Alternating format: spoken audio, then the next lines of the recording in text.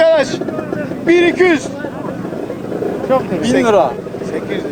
1200, 1200. 8 liraya anlaştık abi.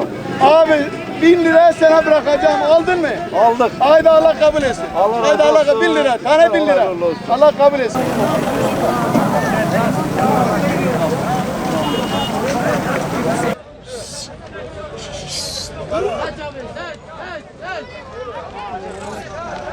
Gel abi, gel abi, gel abi. Kalmadı, gel abi, gel.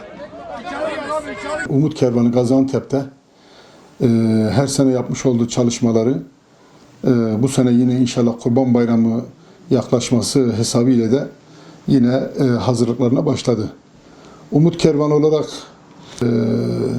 daha önceden tespit etmiş olduğumuz ailelerin, ihtiyaç sahibi ailelerin evine et ulaştırmak üzere, kurban etlerini ulaştırmak üzere bir çalışmamız olacak yine Kurban Bayramı'nda.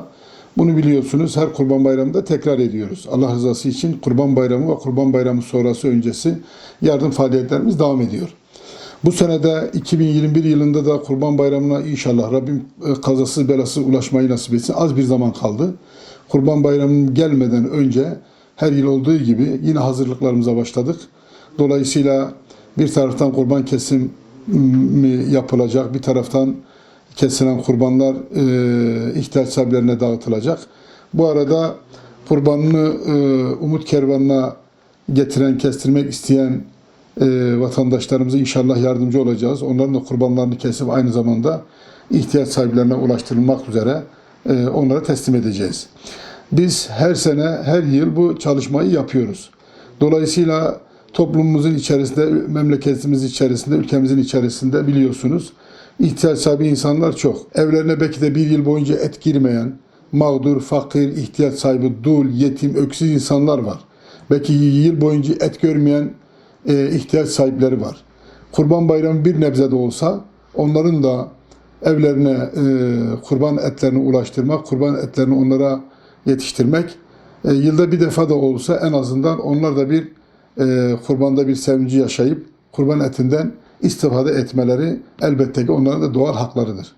Dolayısıyla biz Umut Kervanı olarak yine Gaziantep'te her yıl yaptığımız gibi ön hazırlıklarımızı tamamladık. Şimdi Kurban Bayramı'nın gelmesini bekliyoruz. Burada tabii ki Umut Kervanı'na yapılan kurban bağışları, gelen kurban bağışları kesilecek. Dolayısıyla yine ihtiyaç sahiplerine ulaştırılacak. Onun çalışmasını, onun şu andaki ön çalışmasını yapıyoruz. Dolayısıyla bununla ilgili Allah nasip ederse kurbana ulaşırsak ki az bir zaman kaldı dedik. Ulaşırsak yine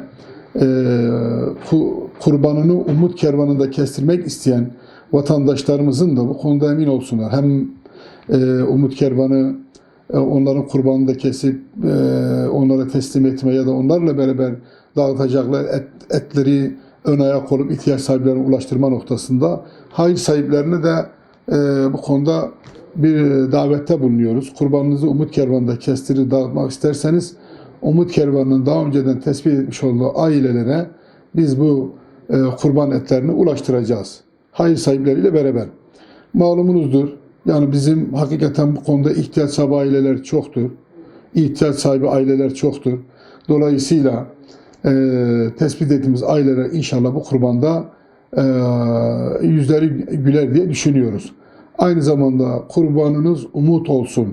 Kurbanınız umut olsun. Kurbanınız umut olsun söylemiyle yola çıktık. İnşallah bu kurban da ihtiyaç sahiplerine umut olur.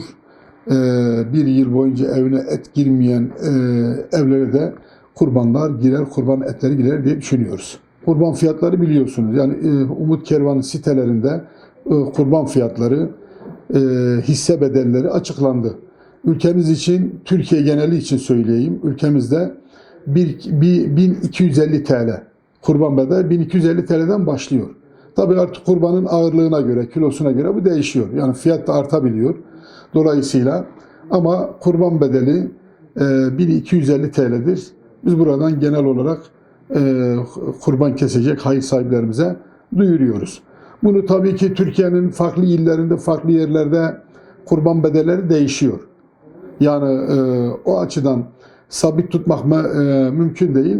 Ama bizim genel olarak fiyatımız Umut Kervanlı olarak yönetim kurulu olarak belirlenen fiyat 1250 TL'dir yurt içi. Bunun bir de yurt dışı ayağı var. Onun da yine fiyatlar olarak Afrika bölgesi 750 TL'den başlıyor. Hisse bedelleri tabii yer yer değişiyor. Afrika'da biliyorsunuz farklı bölgelerinde kurbanlar kesiliyor. Oralarda da bir takım fiyatlarda fiyat da değişebiliyor. Bu açıdan ülkemiz için inşallah bu Kurban Bayramı'nın, bu kurbanın hayırlara vesile olmasını Cenab-ı Allah'tan temenni ediyoruz, diliyoruz. Hayır sahiplerine de diyoruz ki kurbanınız umut olsun. Umut kervanı üzerinden de umutla bekleyen insanlara ulaştıralım. Onlara evlerine etle alakalı, kurbanla alakalı umut olalım.